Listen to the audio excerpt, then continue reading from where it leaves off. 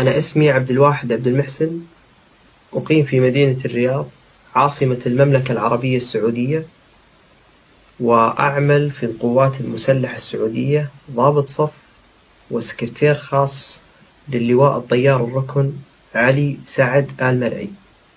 وكنت أشاهد تقارير عاصفة الحزم، وهي اسم العملية العسكرية التي تشنها السعودية ضد اليمن.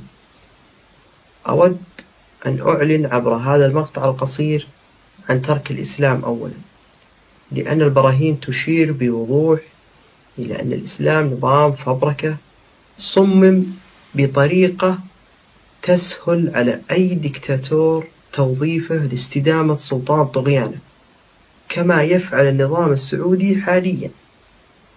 ثانيا، أنه أينما شاع الإسلام